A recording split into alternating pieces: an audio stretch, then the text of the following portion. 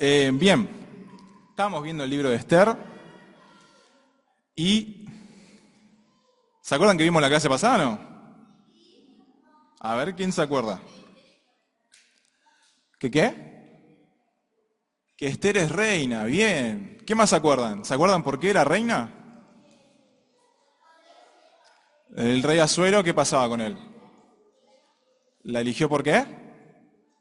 Bien, por su belleza, ¿qué más? Porque le cayó bien. Había otra cosa que era muy importante también.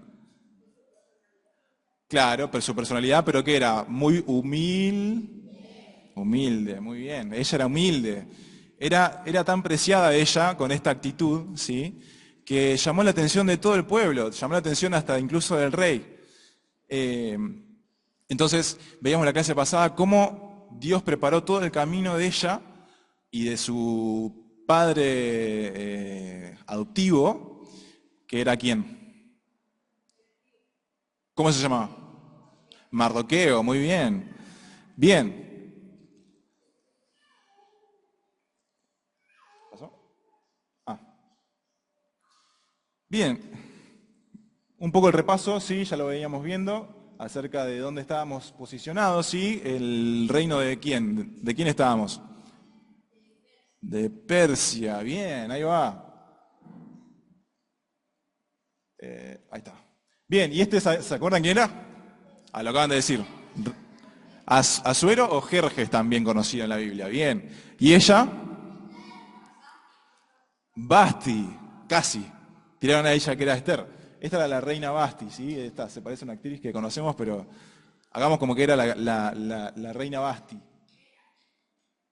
Y acá, Esther. Y a su lado, Mardoqueo, bien. ¿Se acuerdan un poco bastante?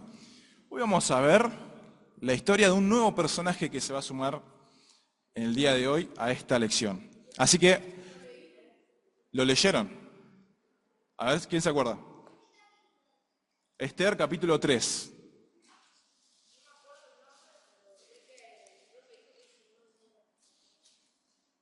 Pero no lo dijo, ¿o sí? ¿Dijo el nombre? ¿Eh? Amán, muy bien. Bien. Amán se suma a esta nueva historia. ¿Sí? En el capítulo 3, versículo 1, dice, ¿lo tienen todos? Dice, cuando llegó el mes séptimo, y estando los hijos de Israel ya establecidos en las ciudades, se juntó el pueblo como un solo hombre en Jerusalén. Entonces se levantaron, perdón, estoy leyendo cualquiera. Estaba leyendo Esdras, disculpen. Va de vuelta.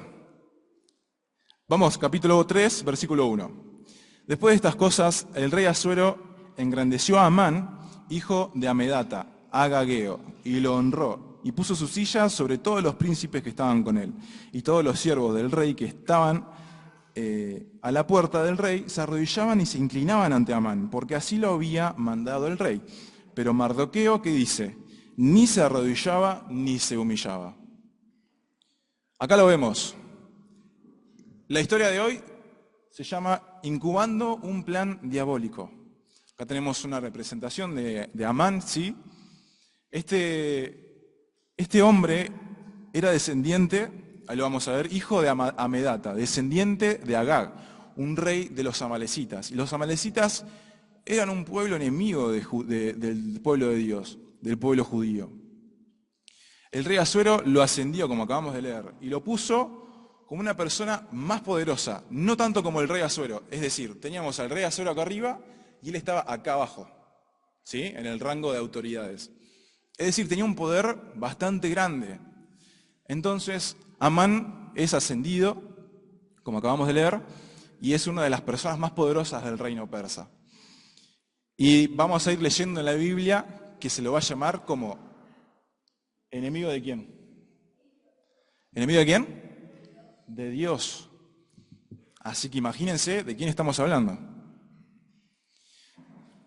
Vamos al versículo 5, del verso 5 al verso 6. Dice, y vio Amán que Mardoqueo ni se arrodillaba, ni se humillaba delante de él, y se llenó de ira. Pero el verso 6 también, pero tuvo en poco poner en mano en Mardoqueo, solamente pues ya le habían declarado cuál era el pueblo de Mardoqueo, y procuró Amán destruir a todos los judíos que habían en el reino de Asuero, al pueblo de Mardoqueo. ¿Qué pasó acá?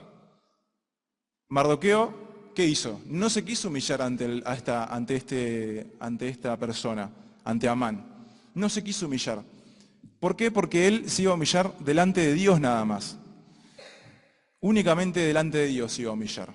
Entonces, él fue tan fiel a su principio, ¿sí?, al de no humillarse ante otra persona que no sea Dios, que cuando llegó el momento de presentarse ante esta persona, ante esta autoridad que quería que todos se humillaran, él no lo hizo.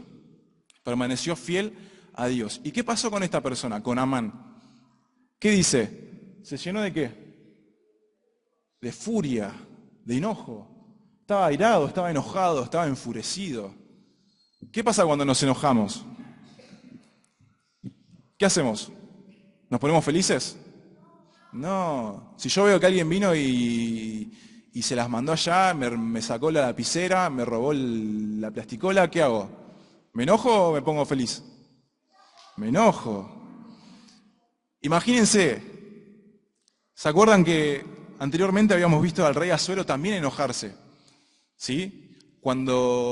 ¿Se acuerdan que en un momento de la historia el rey Asuero hizo un banquete gigante? ¿De cuántos días? Bien, ahí está. Hizo un banquete muy bien. Gracias.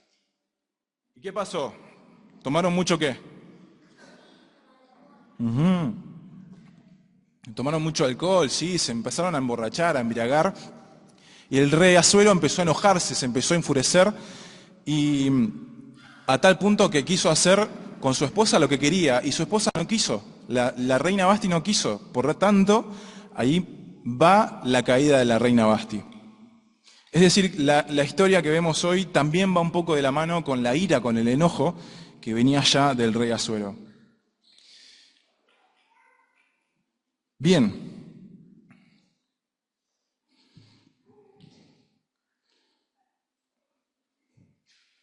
¿Ahora?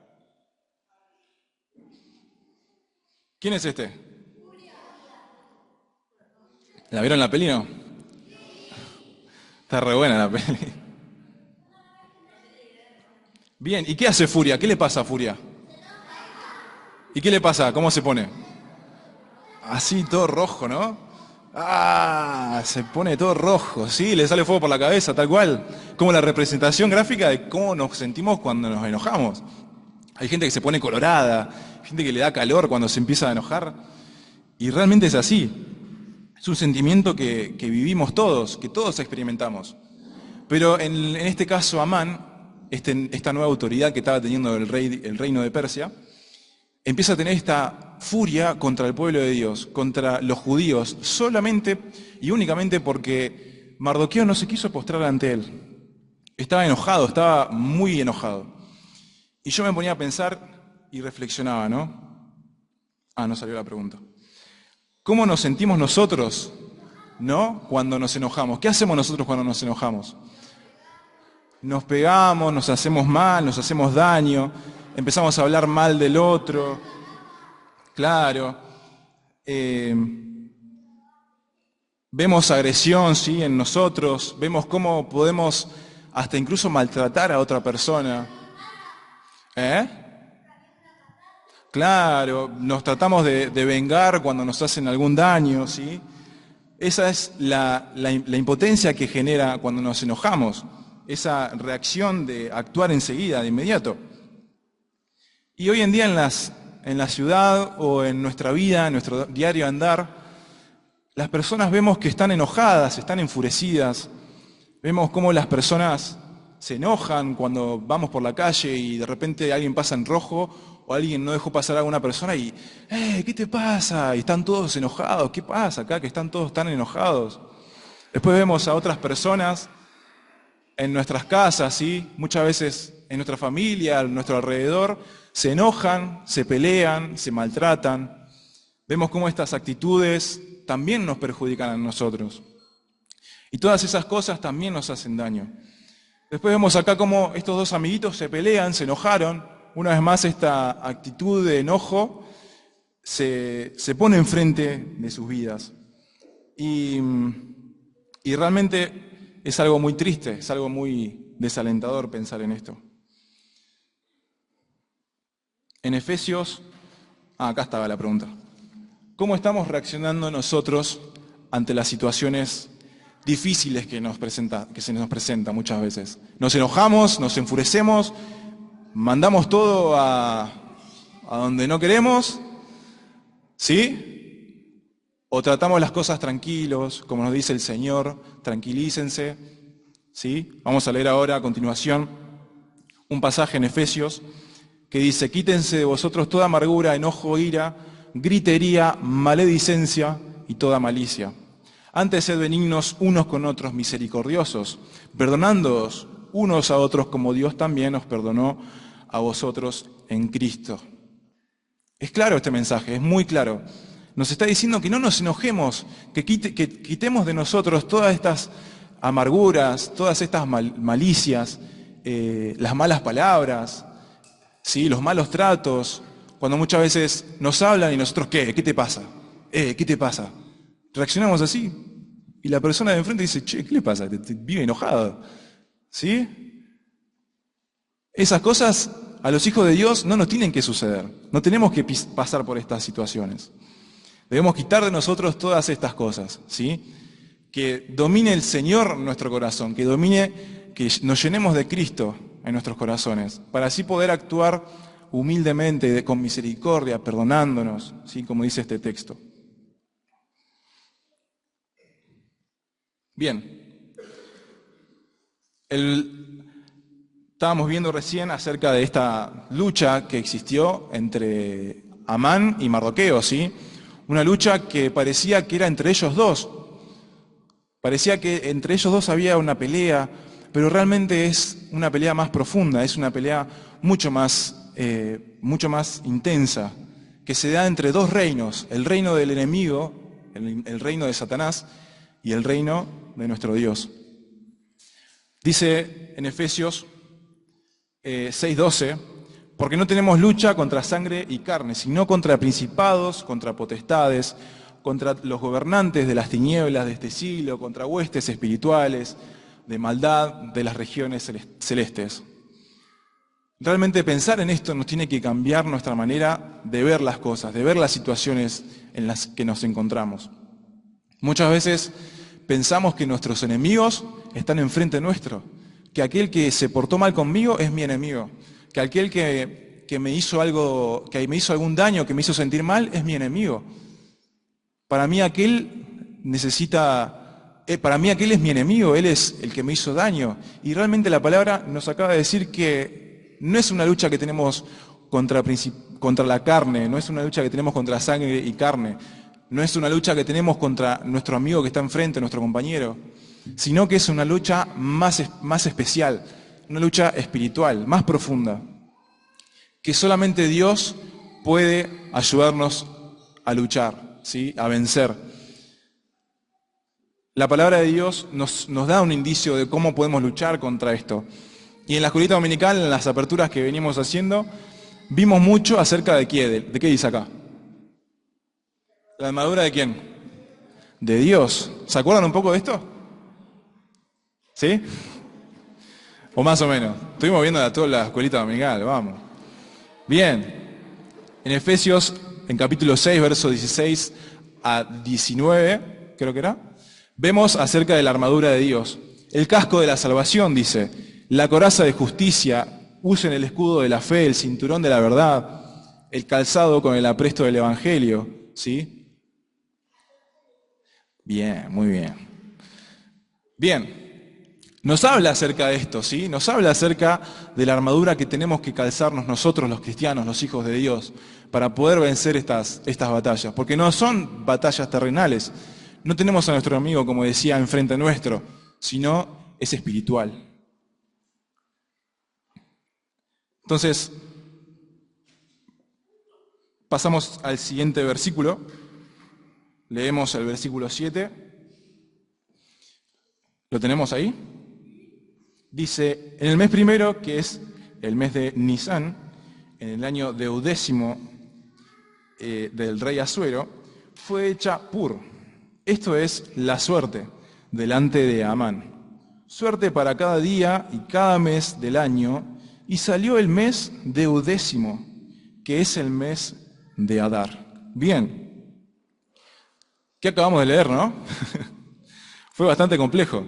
Pero básicamente y en resumidas cuentas, nos está diciendo y contando que Amán tiró suertes para poder diagramar y decir que tal fecha íbamos a ir a perseguir y a aniquilar a todos los judíos.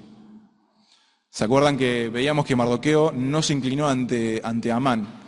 Y Amán se enojó, se enfureció, y por causa de Mardoqueo empezaron a todos los judíos caer en manos de Amán. Esta persona tenía mucho enojo, tenía mucha ira. Y Amán llama a las personas que estaban a su alrededor, y como vemos en la foto, empiezan a echar suertes. Vemos que hay un barril o una fuente llena de monedas. Antes, en la antigüedad, en los pueblos antiguos, se vivía de esta manera. Ellos, las autoridades, los reyes, tiraban su suerte o tiraban su destino a la suerte, digamos, a las cosas que pasaban en su momento. Entonces, si tiraban monedas, decían, bueno, esto quiere decir que vamos a hacer tal cosa. Si la moneda cae en otro lado, esto quiere decir que vamos a hacer otra cosa. Así estuvieron con esta toma de decisión de qué momento vamos a ir a aniquilar a todos los judíos. Y acá dice que la suerte cayó en que la aniquilación o este plan malévolo se iba a llevar un año después de ese momento. Entonces, nos hace pensar que alguien está detrás de todo esto, ¿sí? Alguien quien domina todo y controla todo está detrás de todo esto. Echen la suerte, dice el título ahí. Estos pueblos, como dice ahí, tiraban su suerte, digamos, a lo que pasaba. Pero sabemos que es Dios quien determina el resultado de la suerte. Hay un pasaje en Proverbios 16:33, que lo vamos a leer ahí en una versión, que dice, podremos tirar los dados. ¿Sí? ¿Quién ha jugado con los dados alguna vez? Bien. ¿Alguna vez jugaron a que salgan todos los dados del mismo número? ¿Y a quién le salió alguna vez? ¿Sí? ¿Qué tal? Mirá. Cuando querés que se salgan todos iguales y estás como 2 horas tratando de que salga todos 6 o todos 5, y decimos, oh, no tengo suerte, no me sale más. Pero acá leemos que dice, podremos tirar los dados, pero el Señor decide cómo caen. ¿Sí? Entonces, vemos cómo Amán, con todo el poder que creía tener, empieza a pensar y a decir, a tirar esta suerte que en realidad no existe. Es una suerte que no existe porque Dios está en control de todo. Entonces esto nos hace pensar en que realmente la suerte no existe. No estamos en la vida por casualidad, ¿sí? Nuestras decisiones no se toman por casualidad, no tomamos o no nos suceden cosas por suerte o por fortuna o por que somos suertudos, sino que hay alguien detrás de todo y ese alguien es Dios. Dios está en dominio y en control de todas las cosas. Él permite y deja fluir las situaciones que se están llevando a cabo. Él dejaba fluir que este plan malévolo, ¿sí?, de Amán se lleve a cabo. ¿Y cómo puede ser posible esto? ¿Cómo puede ser posible que Dios permita, ¿sí?, que este plan de matar a los judíos se lleve a cabo?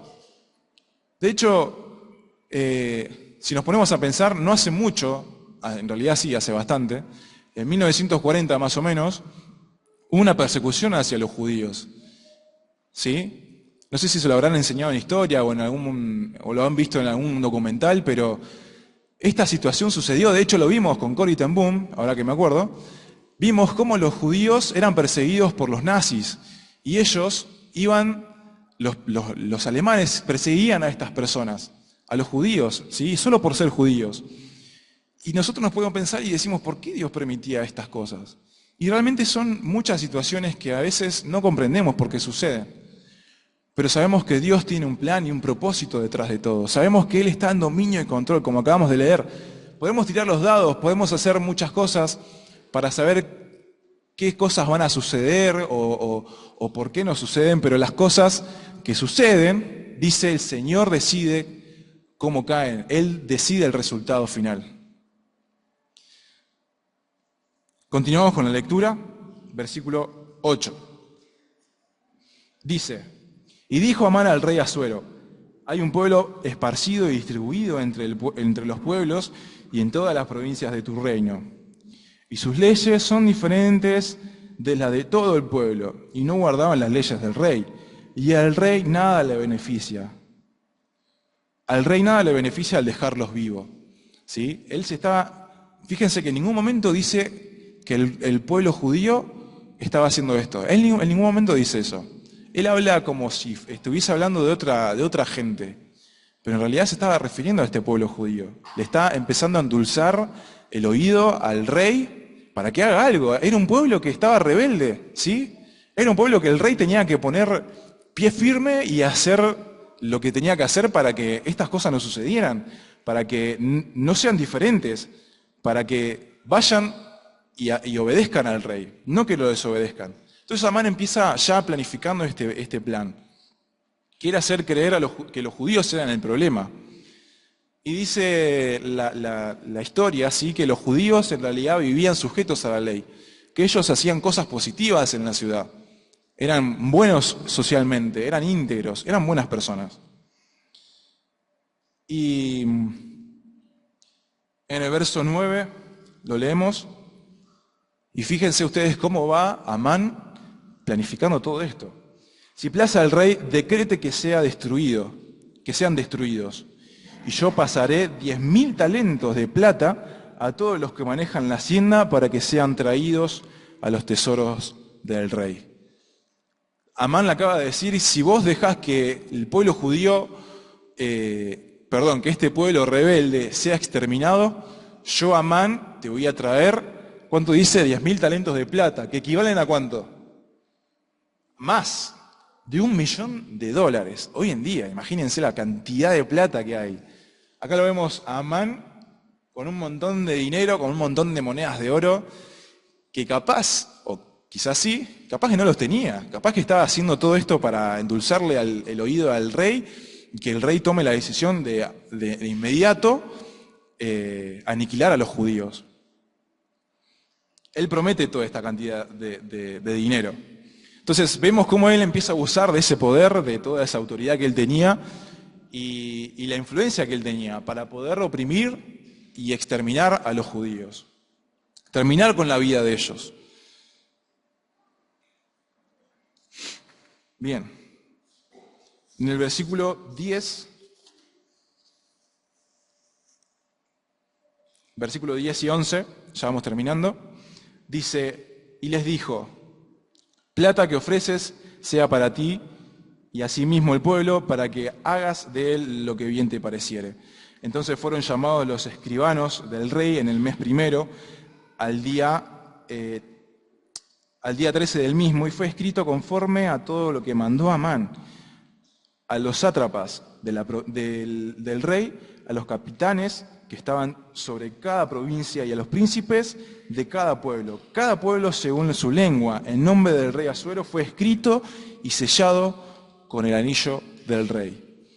Amán le fue dado el anillo del rey, este anillo precioso que tiene. Ese anillo le permitía a Amán firmar cualquier decreto que él quisiera.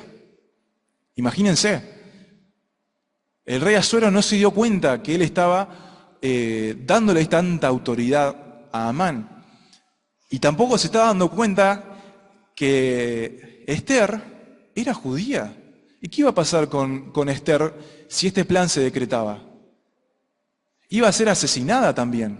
¿Por qué? Porque era judía. El rey Asuero no se estaba dando cuenta que estaba firmando su sentencia, estaba firmando la sentencia de Esther y de Mardoqueo. Y Amán comenzó y siguió con este plan maligno, con este plan diabólico. Dice la palabra que acabamos de leer que fue distribuido por todos lados este acta, esta pancarta que decía que este día, tal fecha, tal hora, se va a empezar la exterminación hacia los judíos. Empezaron a prepararse para esto. Y esto nos hace pensar que Dios permite que se coloque en el poder a las personas que muchas veces son impías, como lo era Amán. Dios es justo, Él está venciendo el pecado que hay en este mundo, pero todavía no lo podemos ver. De hecho, lo que acabamos de leer pareciera que está todo perdido, parece que los judíos van a ser exterminados. Evidentemente todo esto no tiene vuelta atrás, no hay marcha atrás para todo esto. Amán era el enemigo de los judíos. ¿Y cómo puede ser que este enemigo de los judíos tuviese tanto poder? Como acabamos de ver, acá abajo dice, pero Dios. Bien, pero Dios está en control de todo, pero Dios es soberano, ¿sí? Y Él conoce cada situación, aunque nosotros no lo podamos ver. Él sabe por la situación que atravesás, Él conoce la situación que estás viviendo, sabe que estás sufriendo, sabe que estás en problemas, pero Dios, Él es soberano, ¿sí? Él va a actuar en su debido tiempo y sabe por qué está permitiendo que sucedan todas las cosas. Confiemos en eso, ¿sí? Confiemos en que Él tiene todo bajo control. Leemos el versículo 12 y 15, ya para ir finalizando. Dice: entonces fueron llamados los escribanos del rey en el mes primero, al día 13, ese lo acabamos de leer, verso 13. Y fueron enviadas cartas por medio de correos a todas las provincias del rey con la orden de destruir, matar y exterminar a todos los judíos, jóvenes, ancianos, niños y mujeres, en un mismo día, en el día 13 del mes deudécimo, que es el mes de Adar, y de apoderarse de sus bienes, es decir, de robarles todo lo que tenían. La copia del escrito se dio por mandamiento de cada provincia y fue publicada a todos los pueblos, a fin de que estuviesen listos para aquel día. Y salieron, dice el 15, salieron los correos prontamente por mandato del rey, y el edicto fue dado en Susa, capital del reino. Y el rey y Amán se sentaron a beber, pero la ciudad de Susa estaba conmovida. Claramente estaban conmovidos. Los ciudadanos de Persia no entendían por qué querían llevar a cabo este plan tan malévolo, tan maligno de matar a los judíos. Esta tarea iba a estimarse se estimaba que en el reino habían más de 15 millones de judíos. Imagínense la matanza que iba a llevarse a cabo. Este edicto era para exterminar a todos los judíos, como acabamos de ver, a los jóvenes, a los adultos, a los ancianos, ¿sí? A los niños. Imagínense, tan tremendo este plan de exterminar a los niños, a los bebés. Vemos que existe un desprecio por la vida humana, ¿sí? Esta persona, Amán, tiene un desprecio por las personas. Él veía a los judíos y los odiaba a tal punto de quitarles la vida. Y realmente hoy en día, en la actualidad, podemos ver cómo existen todavía personas que no tienen, que tienen este desprecio por la vida humana. Vemos cómo últimamente hemos escuchado, ¿no?, también historias acerca de los misioneros, ¿no? Y cómo misioneros pierden su vida porque existen personas así, personas malignas, personas malas. Entonces existe la persecución hacia los cristianos. Y como existen estas personas malas, también existen aquellas personas malas que rodean nuestra vida. Quizás hoy no vivamos esta persecución a tal punto de que nos que se lleven nuestra vida por ser cristianos. Pero sí vivimos una persecución quizás por haber dicho que somos cristianos o por quizás haber dicho que venimos a la iglesia. Entonces tenemos esta persecución de que se ríen de nosotros, se burlan de las cosas santas. Hace muy poquito sucedió ahora en los Juegos Olímpicos que se llevó a cabo una imagen igual que la Cena del Señor, pero los personajes que estaban vestidos ahí estaban literalmente totalmente bochornosa la foto. No sé si la habrán visto, pero vemos cómo el mundo se burla de Dios, vemos cómo el mundo intenta menospreciar las cosas de Dios. Y todas esas cosas nos enseñan que Dios, aún así, tiene el control de todo, ¿sí? Aún así, Él tiene el dominio y el control de todas las situaciones. Se ríen de los que van a la iglesia, se ríen de aquellas personas que asisten a las reuniones, y nosotros somos perseguidos de esta manera. Por lo tanto, muchas veces nos avergonzamos o decimos o tratamos de no demostrar que somos cristianos.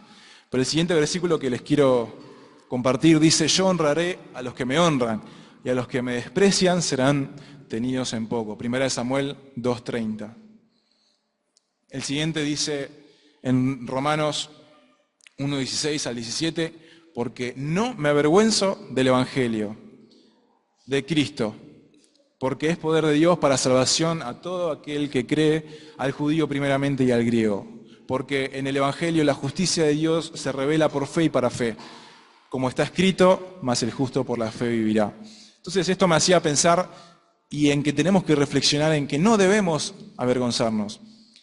Que nosotros nos avergoncemos trae consecuencias, porque el quedarnos callados no permite que la persona que tenemos a nuestro alrededor conozca a Dios. No permite que esa persona que está necesitada, que está sufriendo, que no tiene vida eterna, que realmente su estado espiritual es malo, es alejado de Dios, no permite que esa persona se acerque a Dios.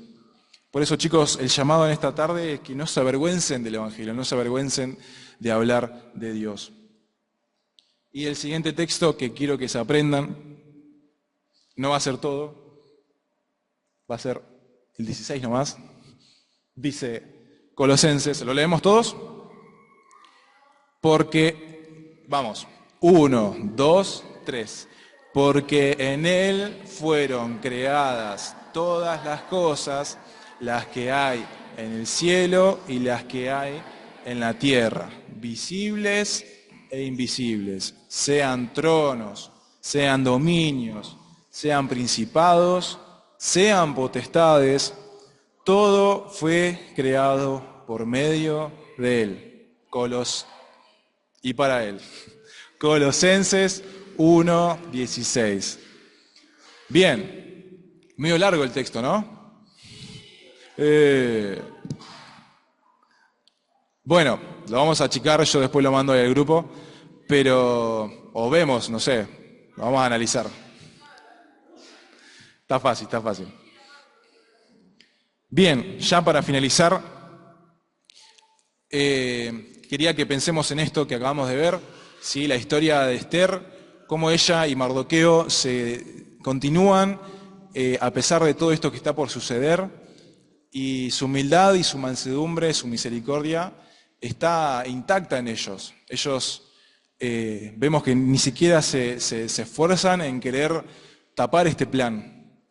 Vamos a ver más adelante qué es lo que sucede con Esther, porque Esther es judía y que el plan que se está llevando a cabo la va a aniquilar. Vamos a ver la clase que viene cómo se va a llevar a cabo todo esto. Bueno, ¿oramos? Señor, gracias te damos por este día, gracias Señor por bendecirnos con tu palabra, gracias por la historia de Esther, porque una vez más nos enseña a todo lo que hemos visto, Señor, en respecto a nuestras reacciones, a quizás también no airarnos, tampoco estar todo el tiempo enojados o vengativos. Te pedimos que podamos ser, como nos decía tu palabra, ser hacedores de ella, Señor, perdonando y siendo misericordiosos con cada una de las personas que nos rodean. Bendecinos con tu palabra, ayúdanos, Señor, a poner en práctica todo lo que hemos aprendido, Señor, y sabemos que tú tienes el control y el dominio de todas las situaciones, aun cuando vemos una sociedad que se aleja más de ti, sabemos que tú tienes el control de todo. Ayúdanos a permanecer fieles, ayúdanos a permanecer anclados, Señor, a esta roca que eres tú. Te agradecemos, Señor, por este tiempo, en el nombre del Señor Jesús. Amén.